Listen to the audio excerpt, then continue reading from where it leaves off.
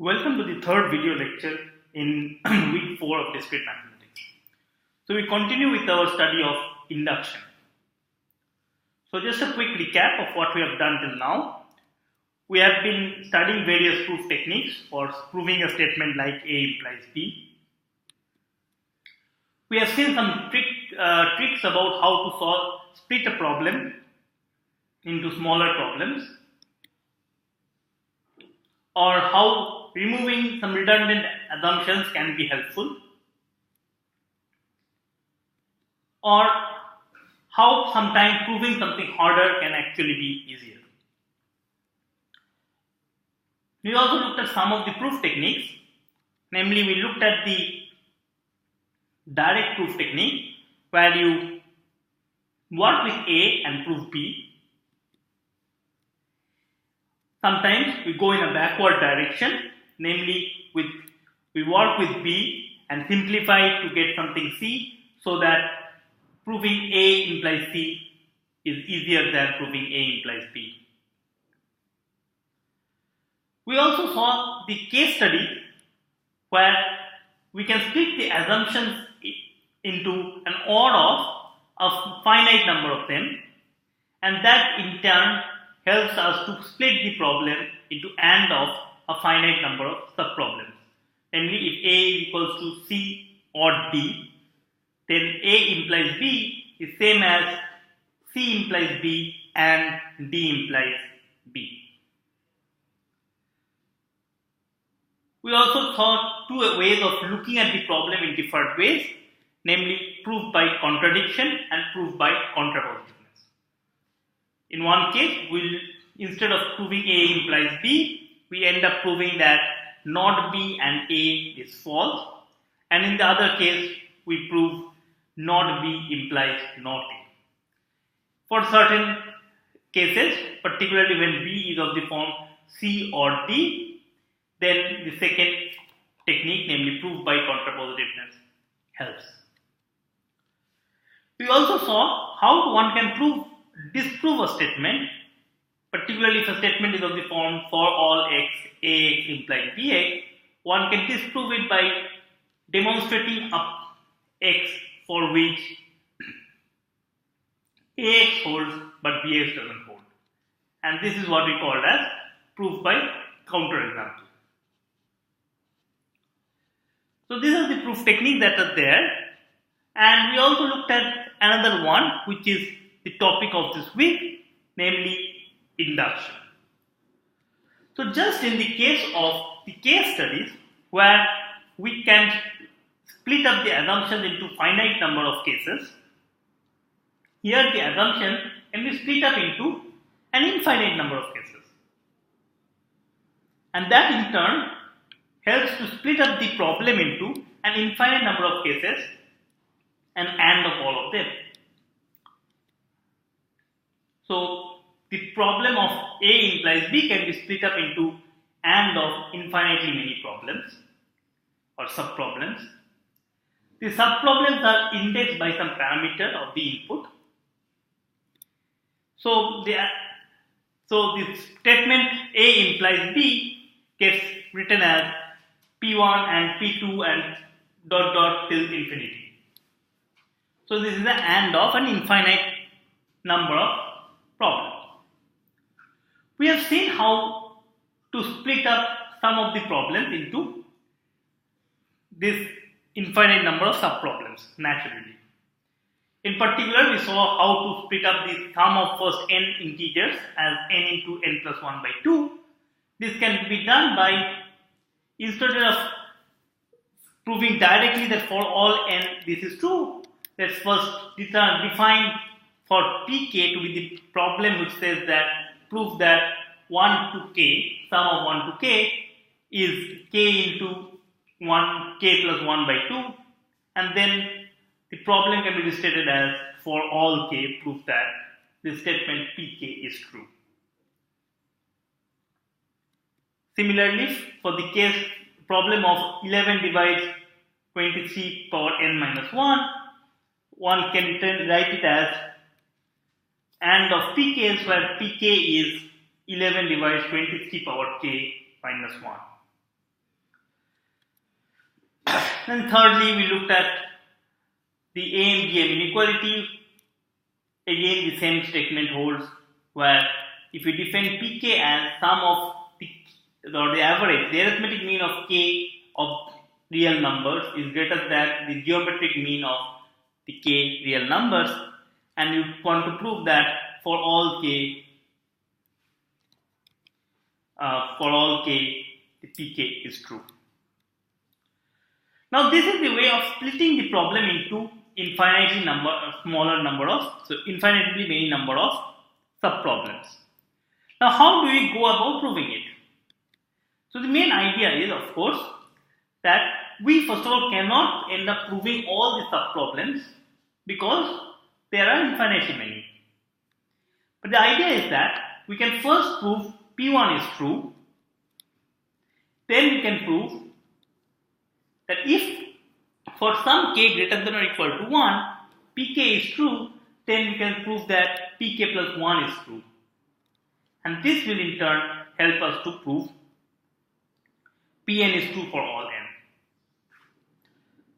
The idea again is that if here is a real line, and this says that the first one says that okay, P1 is true. The second statement says that okay, since 1 is true, therefore 2 is true. Since 2 is true, therefore 3 is true, and so on. So thus I end up proving this Pi for all the natural numbers. So in other words, this step would help us to finish or cover all the possible Pi, assuming that we manage to make a start, which is in this case, P1 is true. Right? But again, the fact that this whole thing do work, and this is no major fallacy involved in this whole process, is guaranteed by what is known as the principle of mathematical induction. It's an axiom in math, which says that indeed this kind of approach works. Thus, to prove a statement of this form, there are three parts to it. So, to prove that for all k greater than or equal to 1, proving that Pk is true, first of all, there is a base case where you prove P1 is true. Then second is the induction hypothesis, where you prove that Pk is true, or you assume that Pk is true for some k greater than or equal to 1. And finally, assuming the induction hypothesis, you prove Pk plus 1 is true. Now we saw a couple of examples, last couple of videos on how to use this particular mathematical induction to solve problems. Now let's see there are different versions of mathematical induction. There are quite a number of different versions of mathematical induction, and let's look at the second different version.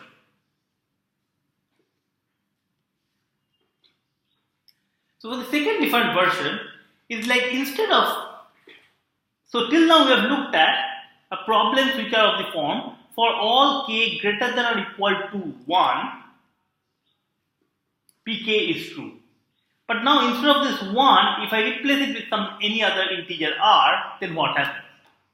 So if Pk is for k greater than or equal to r, if I ask Pk is true, then how do you solve it? The idea is again kind of similar, that we have the real line, here is r, I want to prove that Pr is true, I want to prove that Pr plus 1 is true, and so on and so forth. So the idea is again similar, the only difference is that you have to change the base case. So the base case here will become that the PR, the Rth place is true.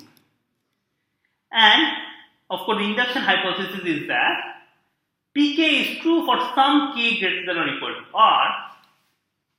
Then we want to use the inductive step to prove that, use induction hypothesis to prove that Pk plus 1 is true. Note that if I end up doing it, by the base case I know R is true, And by this inductive step, I know, okay, since R is true, therefore R plus 1 is true. Since R plus 1 is true, therefore R plus 2 is true, and so on and so forth. So it goes on and on for proving all the Pn for all the n. Now let's see how one can apply this particular version to get another proof of a problem.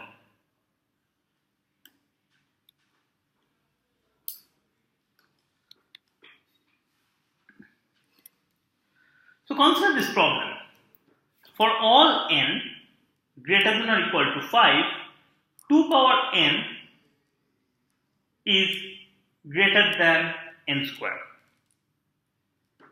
Now, if I just go back one slide, you can realize that this problem fits very much in this framework, where for all k greater than r, instead of that, we have for all n greater than or equal to 5, 2 power n is greater than n square. So first of all, how do you split it up? What are the PIs? Of course, the PIs are the form pk is it that proves that 2 power k is greater than k square. And the problem is restated as for all k greater than 5, pk is true. Now we will apply the mathematical induction, the version 2 of that, for obtaining the proof of this.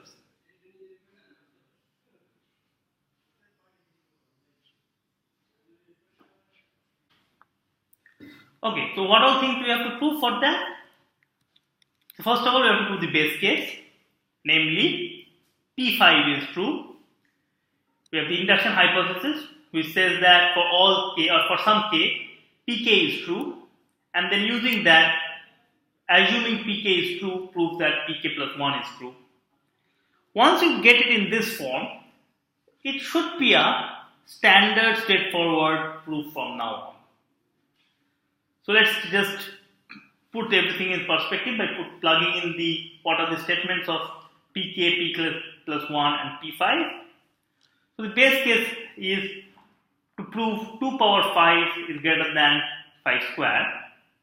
Induction hypothesis, for some, of course we let for some k, 2 power k is greater than k square. And then inductive step, assuming 2 power k is greater than k square, prove that 2 power k plus 1 is greater than k plus 1 whole square. Now to start with the base case, how do we prove the base case? Okay, this is kind of a standard easy thing to verify, that 2 power 5 is 32, which is greater than 25, which is equals to 5 square. Hence the base case is true. The induction hypothesis says that for some k, let for some k, 2 power k is bigger than k square. Now assuming this one, we have to go ahead and prove the inductive step. So we have to prove that 2 power k plus 2 is bigger than k plus 1 whole square. In other words, this 2 power k plus 1 is equal to 2 times 2 power k. Now this 2 power k is of course greater than k square by the induction hypothesis. So by induction hypothesis, this should be 2 power k. 2 power k is bigger than k square. So 2 power k plus 1 is bigger than 2 times k square. Now note that this is what we have to prove, or this is why it is enough to prove that 2 power k square is bigger than k plus 1 whole square. Now why is this one true? I leave it to you guys to check why this is true. You have to apply one of these techniques that we have learned so far in the last couple of weeks and prove that for any k, 2 power k square is greater than k plus 1 whole square.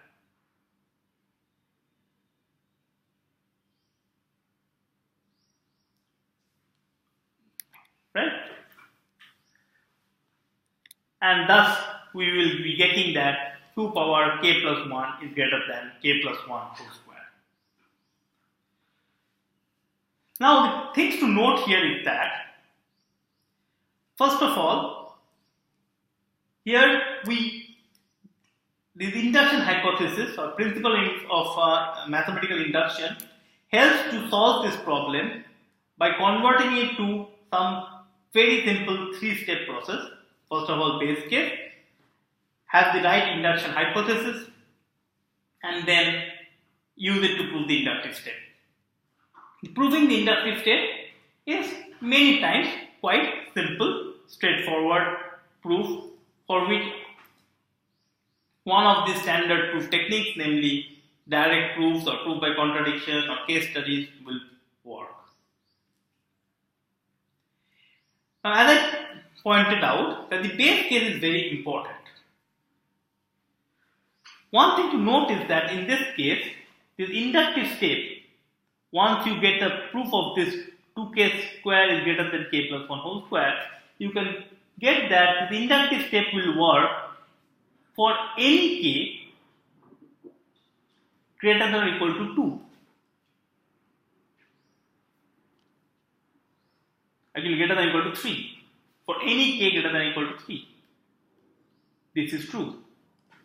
But the base case will not be true for k equals to 3. So 2 power 3 is not bigger than 3 square. 2 power 3 is 8, which is not bigger than 9.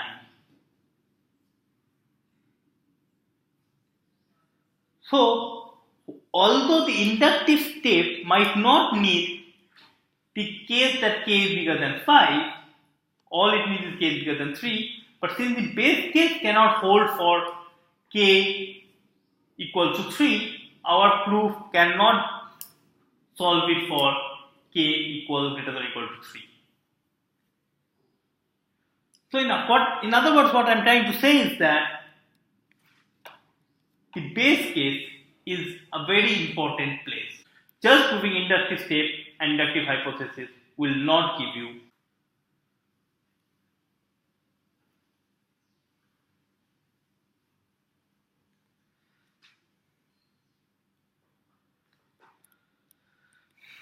So with this, we come to the end of this video lecture. We have proved that for n greater than or equal to 5, 2 power k is greater than k square.